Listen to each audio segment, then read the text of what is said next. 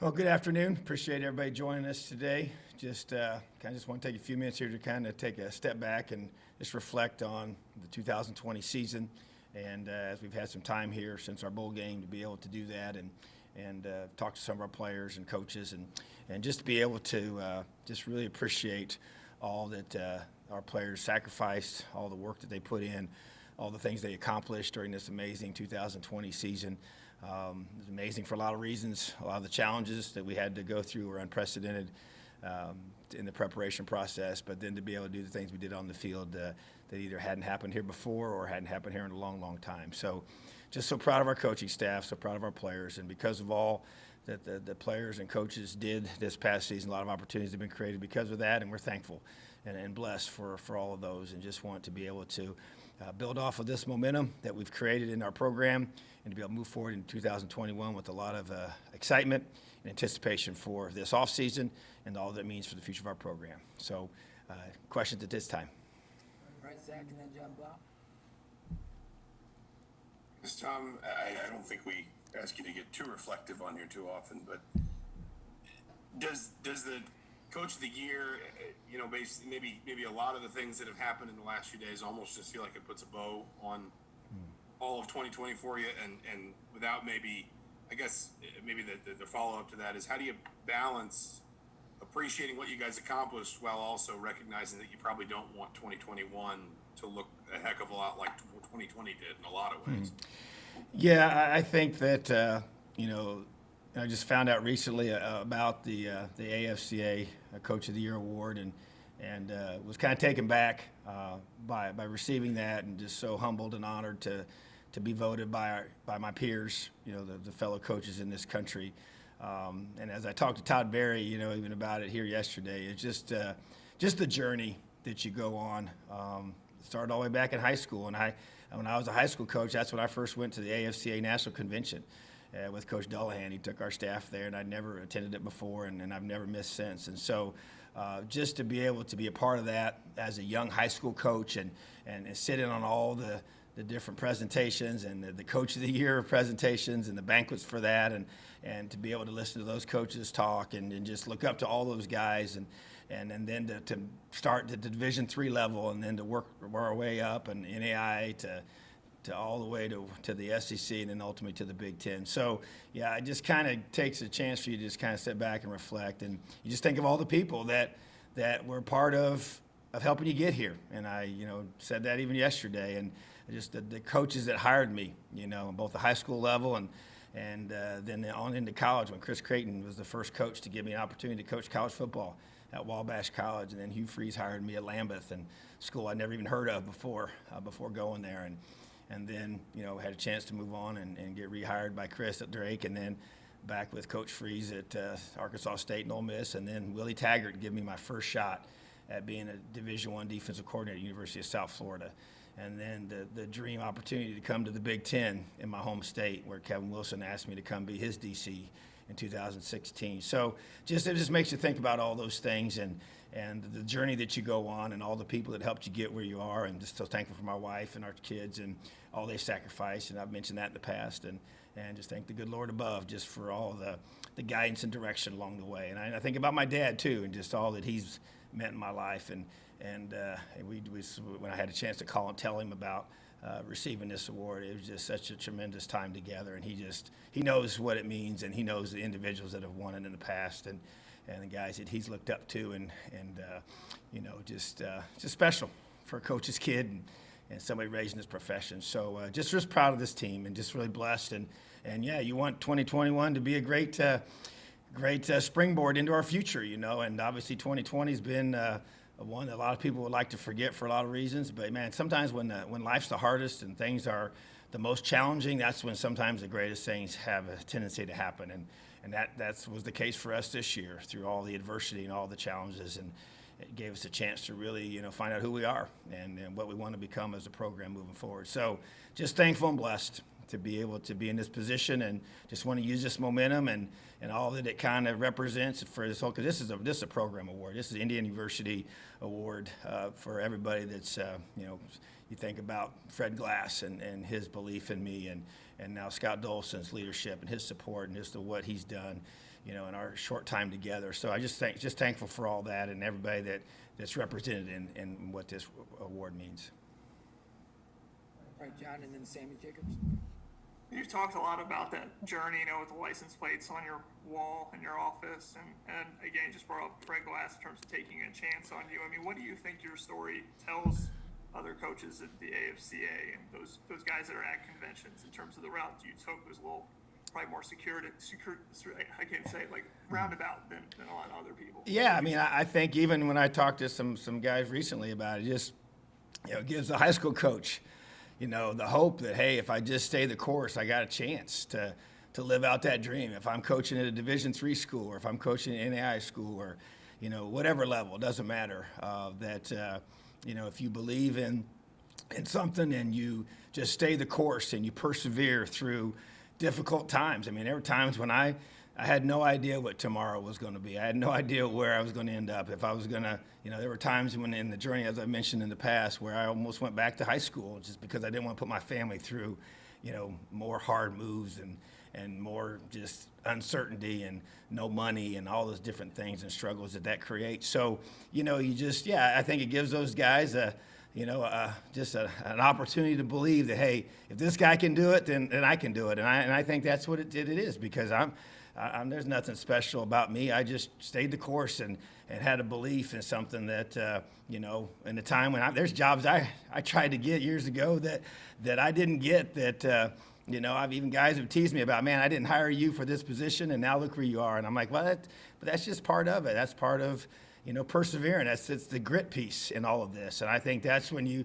we read that book a year ago for our team and our staff, and it, was labeled as the one quality that really is going to define success in this life. And I think there's a lot of truth to that. I think you have to have that ability to overcome setbacks and disappointments. And, sometimes we think we want a certain job and we try hard to get that job and we don't get it and we're devastated. And then we realize, man, years down the road, man, I'm glad I didn't get that job because that opened up this opportunity. So I just think there's a lot of faith and trust that you put in things bigger than yourself. And for me, it's faith in the good Lord above. So I just think that it's, a great opportunity for others to be able to look at and maybe draw some encouragement from and some strength from, and just from perseverance to say, hey, man, you got a dream in your heart, just stay the course and don't ever give up.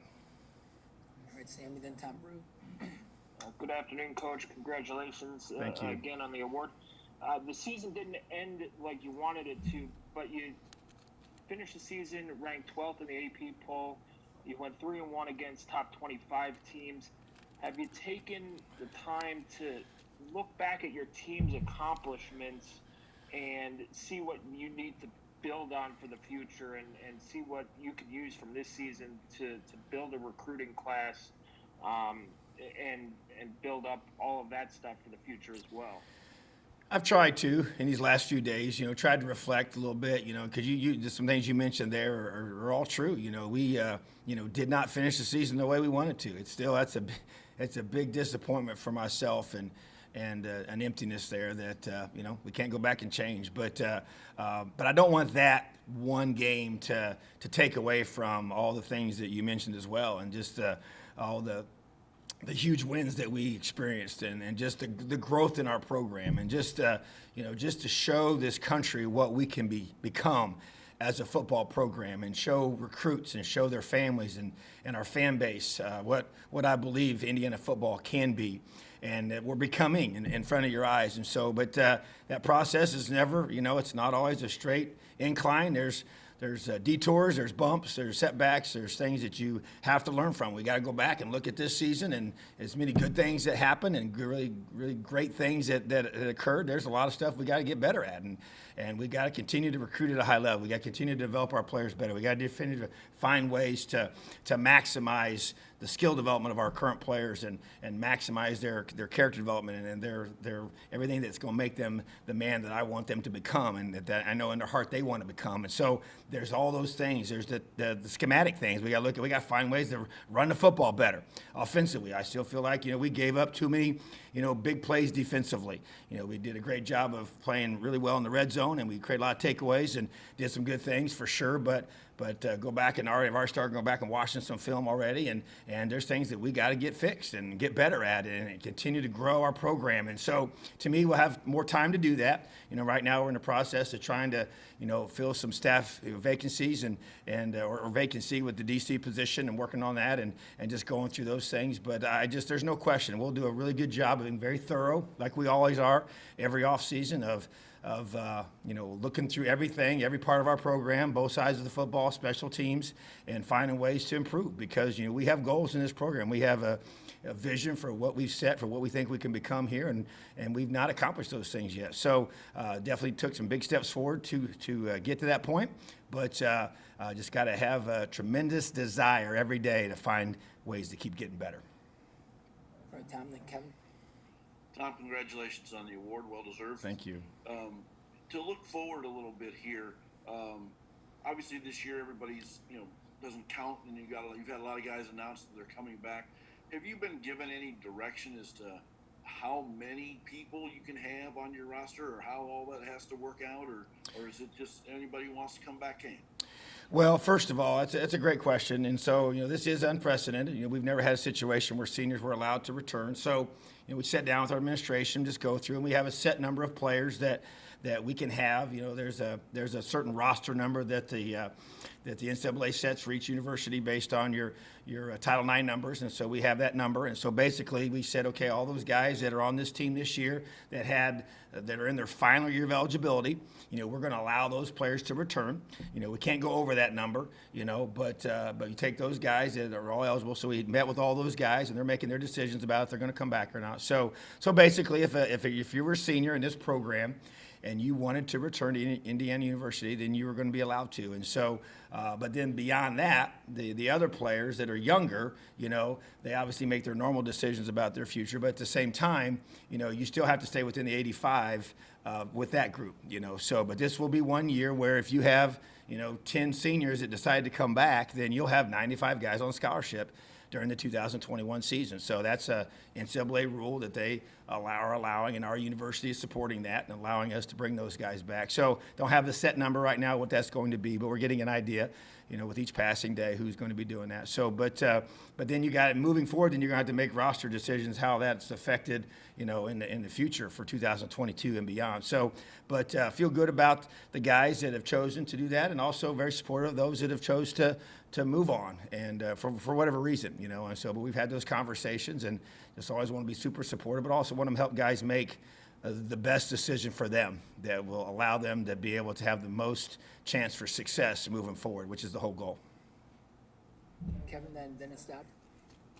Yeah, Coach, just following up on that point, were you surprised by how many decided to come back and what that maybe says about your program, and how you feel like with the recent additions and subtractions, your roster is shaped at this point? And it seemed like in the transfer market, you kind of addressed the holes that, that left you. Yeah, I think that a little surprised in some ways because you just don't know, and like you said, it's a unique experience, a unique opportunity that we're all going through right now for this, and to have that decision to make. Usually when you're a senior, that's your last year, and you either move on to the NFL or you go finish out your degree and go start working, and so, but it's a different time right now. And so, but it has been encouraging to see the guys that want to still be a part of this, which is a great thing, and excited for them, excited for us. And I think it does speak to the fact that guys want to be a part of this, but there's also, I also understand we have some guys that have been here for 4 or 5, some guys had a chance to come back for their 6th year. That's a long time. That's a lot of hard work that we asked them to do. So those are important decisions and tough decisions that guys have to make. But really excited for both sides of it, and anxious to see those guys move. Because here's the thing: even when you got guys that move forward, we've recruited well here in the last couple of years. So this gives our chance for our roster to grow and develop. So if a guy at position decides to move on, that's a great opportunity for those current freshmen and sophomores and juniors to rise up and be that next guy, and that's where, we haven't always had the ability to replace a guy that's left a certain position. And if you go through and you look at a spot and you feel like you might need a little help somewhere, and we've done that a little bit so far with some transfers to be able to, and we're never going to, I think, do that extensively, but I see us doing that in certain positions where we feel like we can, if it's the right fit for us, from a character perspective, and that young man as a person fitting us in a need as well on our team. And so been able to do that a little bit at this point, and maybe do that a little bit, after the spring semester is over. So bottom line is that it's definitely a unique time period for us that every school is kind of experiencing right now and going through it, but everybody has to make their own individual decisions, and each program's got a little bit uniqueness to it. But I feel really good about where we are as a roster, and excited about all of our positions, and I am excited for our spring competition that we got. A lot of chance for some red shirt guys that have a chance to compete more than they have in the past, or even sophomores that have a chance, even juniors that have a chance now to be a year older. And think about this, our strength staff is phenomenal here, and they haven't really had a chance to really work with our guys yet. And that excites me probably as much as anything, is for them to be able to, they'll be starting working when our guys come back next week, and have a chance to have some consecutive time of just player development, physically training our guys, and that really fires me up, because I know how talented the guys are in that weight room, and the staff that Coach Wellman put together is phenomenal, and our players know that. And I think that was also another factor of some of our guys deciding to come back, was they know they got a chance. They're excited about having an off season with this staff. So that to me is is how I feel about our roster, how I feel about our team. And there's always going to be question marks, and there's going to be some for sure that we got to step into. But you think a guy like like a Raheem Lane that he missed the entire season. Raheem's a really good football player here, and he's fired. He cannot wait. He's chomping at the bit to get back, and can't wait. Marcino Ball is just chomping at the bit to be able to get back and be with this football team again. He's already training right now. So it's just to me, you recruit, you develop, and you just keep building. And that to me, that's going to be the motto from here. We're going to keep recruiting, keep developing, keep believing, and just keep building this football team. All right, Dennis, and then Rick Bozich. Hey, Tom, congratulations. Thank you again so on the much. honor. It's great. Happy for you. As a defensive coach, I wanted to ask you about the modern offenses. There's a reason the wishbone isn't run anymore. The deer isn't run anymore. You guys recruited against it. You caught up to it. Is there any reason to think that defenses can catch up to these spread zone read RPOs, because they just seem like they're here to stay? Yeah, I think time has told us that we eventually will, but I don't know when that's going to be yet. I think, as you said, I am a defensive person, and man, they keep me up at night. I mean, they're so. It's the option. It's the old triple option version of confliction that they put you in, and it's with the passing game and the run game. It's such a whole different level of spacing, and with the number of athletes now that everybody seems to have, and the ability to get those guys the ball. And it's almost like, just like with the old option days, is if you talk to an option coach, they always felt like, hey, they had the chalk glass, so every decision you made, you were wrong. They had an answer for all that. Well, that's kind of how offenses feels again with this RPO type of offenses that they have now. And there's a lot of truth to that, because, man, as soon as you start stopping the run, I mean, the ball's over your head, and you can't really do both. And so, yeah, I think, and with the way that the rules are set up, and the tempo that they let you go with now, and everything it's just geared towards points. That's why even I sat there and listened to the game last night, was on it for a little bit with the Fox guys, and just listened to people talk about the game last night, and just, even hearing Mac Brown talk about, his philosophy of just trying to, get hold them to field goals if you're lucky, and get a takeaway, and it's a miracle if you ever get them to punt, kind of thing. I don't want to get to that point, but that's kind of how it sometimes looks, and these offenses are really hard to stop, and we've definitely had to adjust our goals for how many points you try to hold guys to, and I'm holding on to some of that as much as I can, because I'm not ready to concede a ton of points yet. But that's why we made such a big emphasis about takeaways, because that's how you stop the possession. That's how you eliminate a team from, we don't really focus on yards as much. Teams are going to get a lot of yards. You just got to be really good in the red zone. I think that's the reality. Red zone defense, takeaways, and tackling really, really well in space. And I think you even saw that last night. Sometimes it was good, sometimes it wasn't. And so, it's just really, really tough on defenses. So to answer your question, I don't see it changing anytime soon.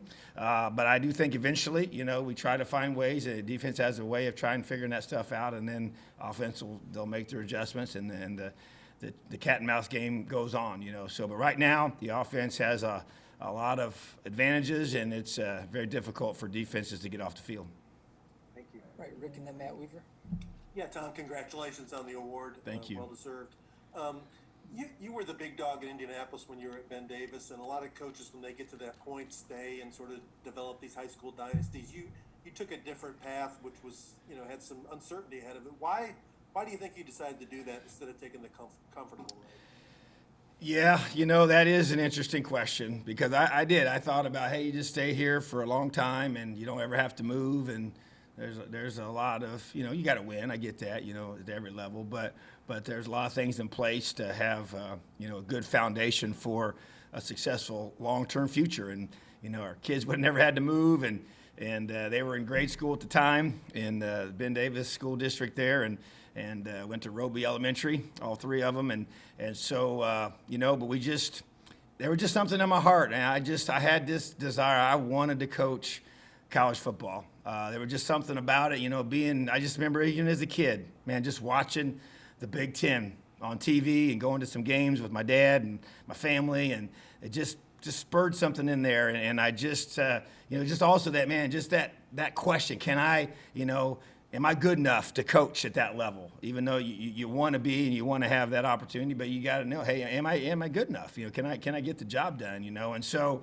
there just was that, and I kind of got to a window of time when I'm like, you know what, I'm at that age where either I do it now or it's probably going to pass me up, and so we just said, okay. I sat down with my wife, and I think Coach Dullahan played a big part in that. I know he did. He pulled me aside, and he said to me, he said basically in our postseason evaluation time like we had every year, he just challenged me. He said, I think you need to be a college football coach. And I just see how you're wired and how you do things. And he'd coached at that level. He'd been at Purdue and was at West Point, collegiately. And so he encouraged me. So I guess that was probably a push as well, but because it was already there.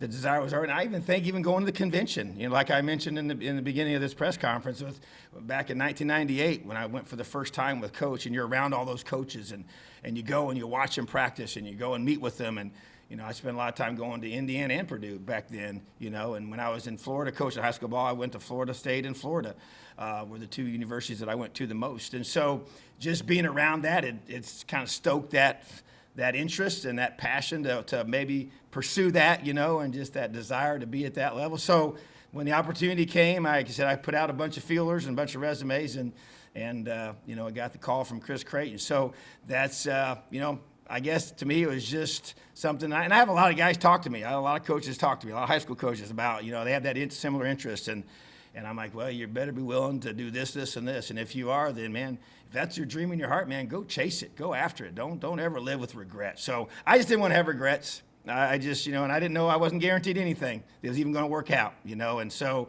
but you just have a dream. You have something that God puts in your heart, and, man, you just go after it with everything you got, and that's what we did. Right, Matt and Chris Hagan. Hey, Coach, congratulations. Thank you. Appreciate that. Wanted to ask you about.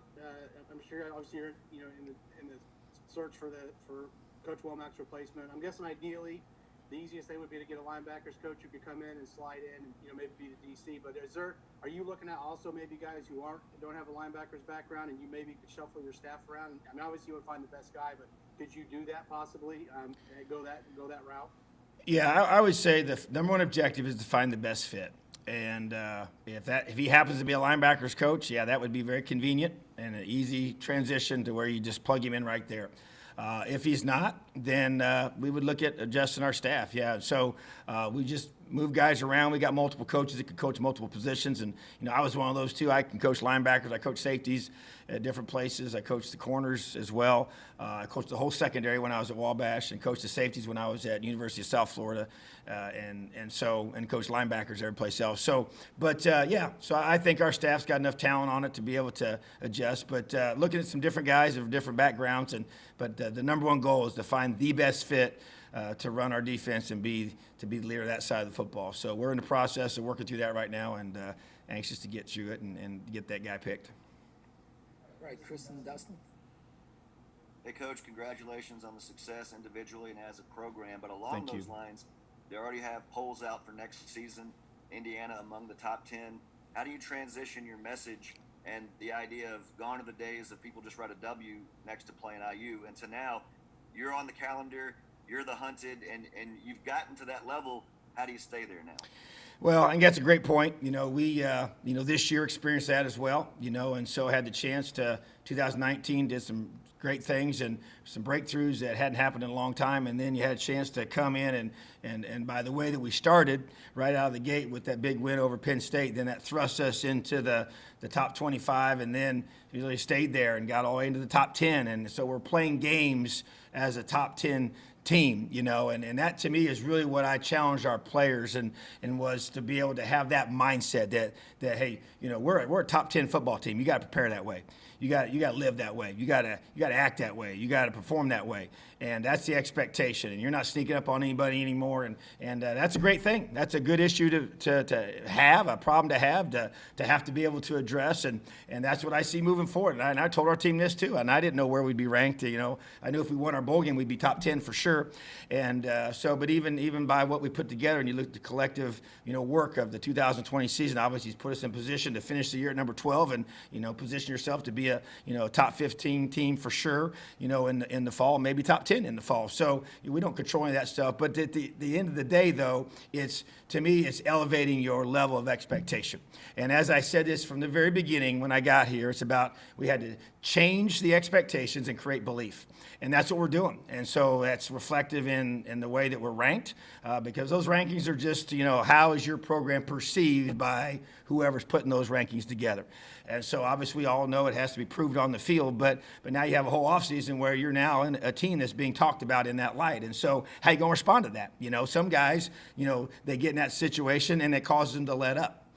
That's where I think that there's some health to a program where, hey, we got guys that have been here, they've done a great job, they had a great season, and now they've moved on, and now the next guys step up, because there's a lot to be said about the fire that's within a guy that's going to force him to be able to elevate his level of preparation, which is what this all is right now. We're in a whole preparation mode from January all the way till we get to August. Everything's preparation. Spring ball is preparation. Workouts are preparation. Film studies preparation. All we're doing as a staff, we're preparing to be able to be at that level. And to me, we've created a different level of expectation. And the belief has come from within this football team, and it's spread out throughout our fan base, and now the other people have started to believe in Indiana football. And so to me, that's a great thing. That's what you want. That's what you strive for. And so now you got to live up to those expectations. But the belief is the key. And you got to understand that we got here for a reason. We got here a certain way. And if we're going to stay here and we're going to be great, sometimes it's harder to stay there and keep growing than it is just to get there. And so to me, that's where you got to have a hungry football team, a hungry set of coaches. And that's why it excites me to be able to bring in a new defensive coordinator, come in here to put his personality and his identity and his leadership onto that side of the football within the realm of what we've created. And that's what I'm excited for. And I'm excited for these younger players to be able to have an opportunity to step up and grow and develop. That's why you recruit. Got some guys coming in here this next week that haven't been here before, either out of high school or some guys coming as transfers. So that excites me to be able to bring in some new infusion of guys that have that passion and want to come out here and help us continue to build this program and do what we believe is the next step, which is to win the Big Ten. Right, Dustin, then Stefan. Tom, I actually want to go back to something you said at the beginning about fixing the run game, about looking at things you got to do schematically to get better. What do you think you have to do to fix the run game? It's obviously an early part in figuring that out, but what's your sort of initial first glance thought is how you get that right? Well, we're going to go back and we'll watch everything. We'll watch every single clip together.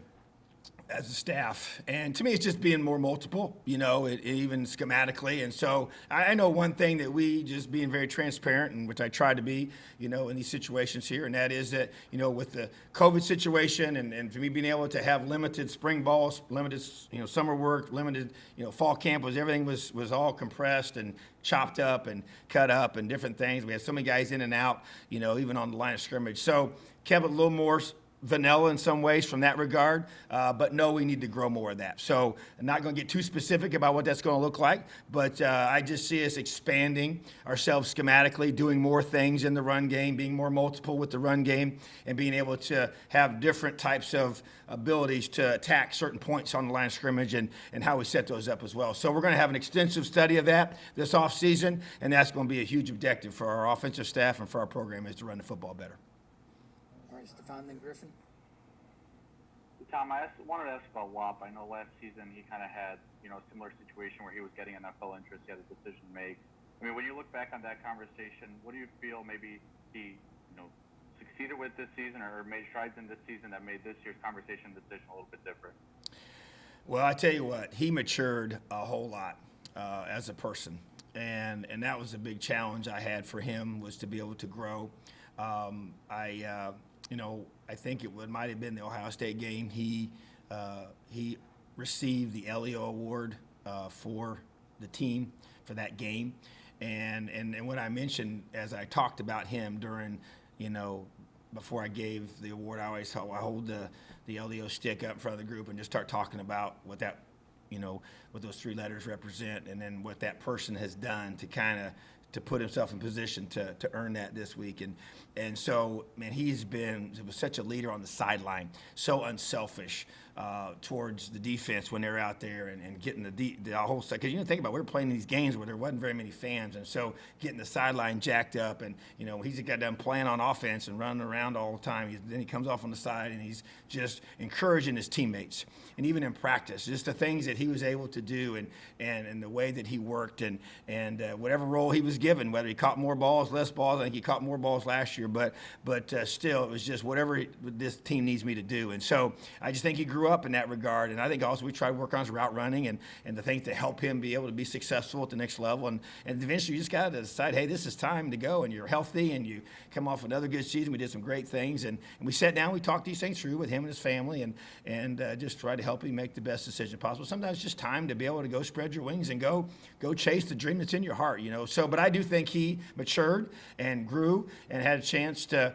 do some good things, even though he didn't get as much time with our strength staff that I wish he could have. That would probably been something that could have benefited him more moving forward. But at the same time, he still got some time with Coach Wellman, and Coach Wellman does such a tremendous job of understanding the human body and just the things that it takes to play at that level since coming from the New York Giants these past 4 years. And so I just feel like that helped him grow as well, and some things just mindset-wise, and Coach Hurd as well, and him developing as a receiver. So to me, I just think he just had to be able to improve his game and improve his mindset and mature and continue to grow and develop. And then, hey, when it's time to go, then you got to go and don't look back. That's what I told him.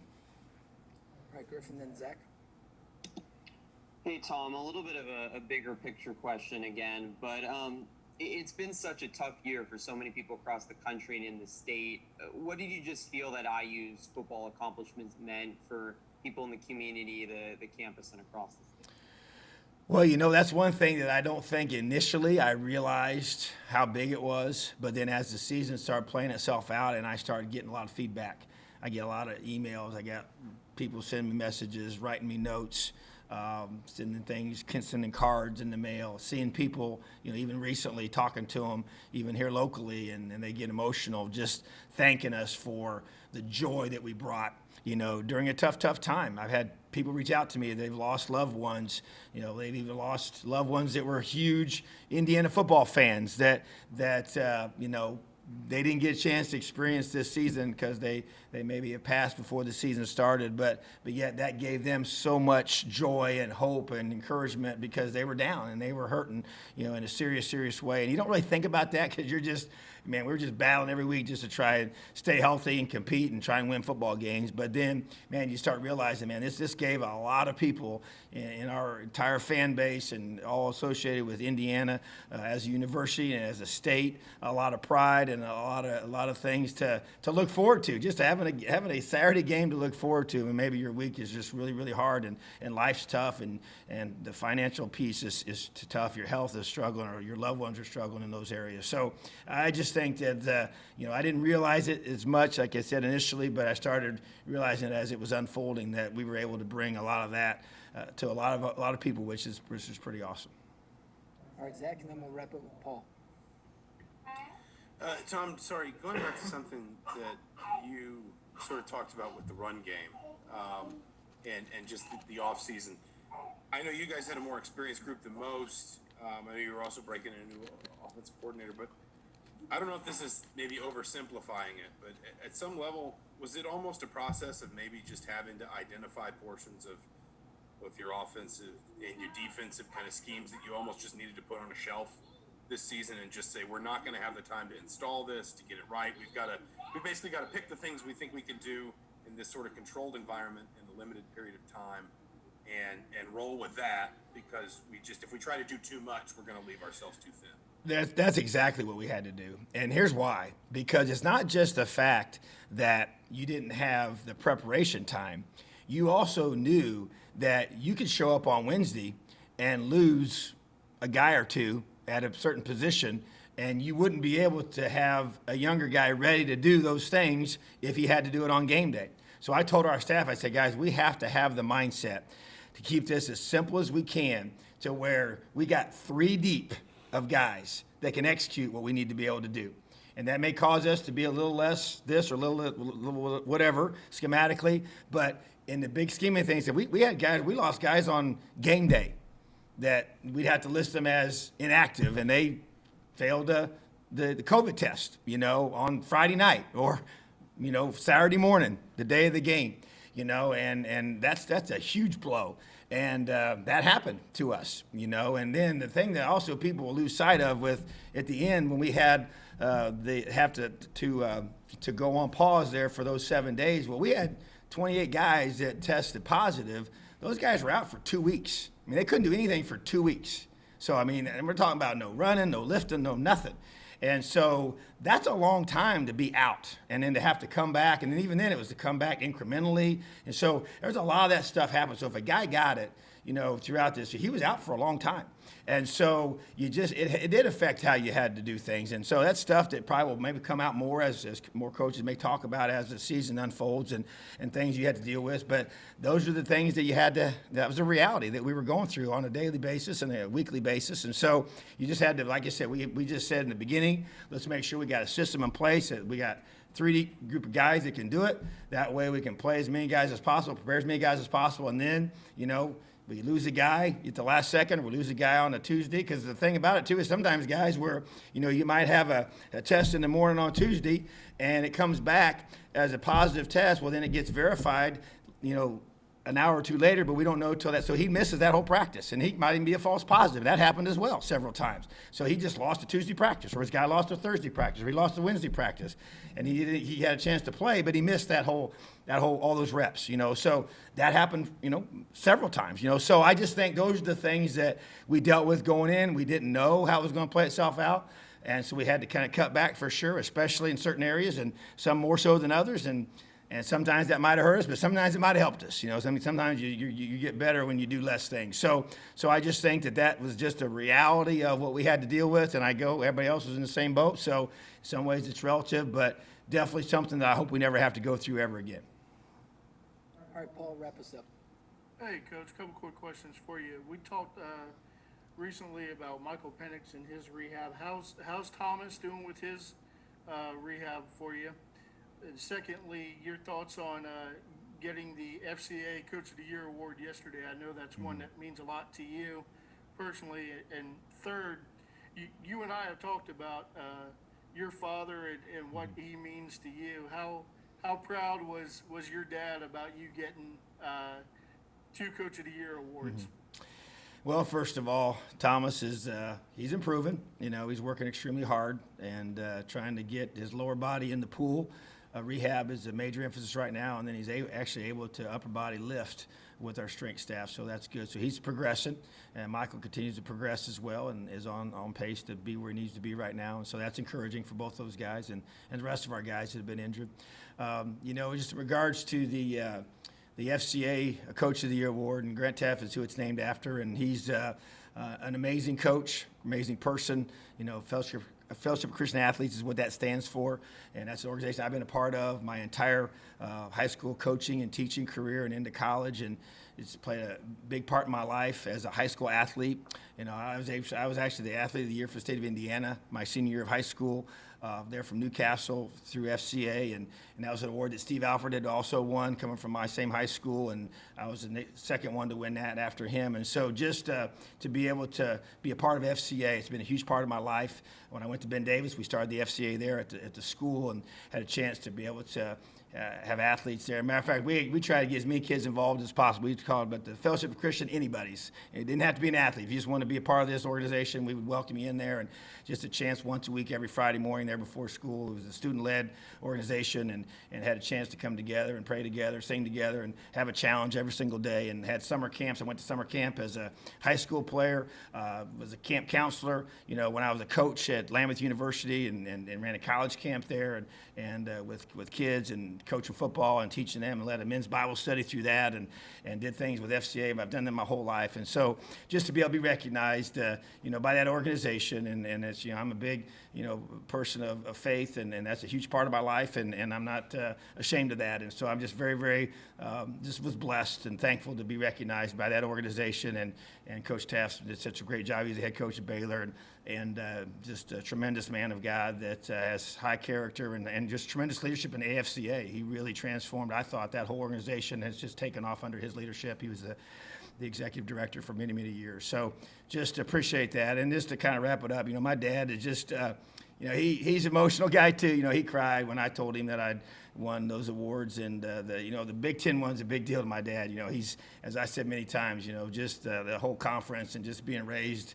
You know, as I've told you in the past, I had a big old poster of all the Big Ten teams in my bedroom as a kid, and they had all the mascots on there and everything, and just being raised in Big Ten country, and him just going to all the coaches' clinics and all the names on there, and winning these awards that are named after the coaches that my dad looked up to. It's just kind of overwhelming for him to think that that's the position that I've been able to be put in, and he's just so blessed and thankful, and it means a lot. I mean, when you're a coach's kid and you're raised around this is what we did. I mean, this is what we raised talking about this game, and I remember when Dad would he would drive to clinics all across this country and learn, and he's always studying ball and always watching film, and I was always right there with him, and just for me to be able to be in this position, it's a tremendous thing. For us to experience this together, he's just, you know, he's special to me, and it's just really neat that we can have a chance to be able to celebrate this together, which is pretty awesome. Thanks so much. Have a great day. Leo. All right. Thank you, guys.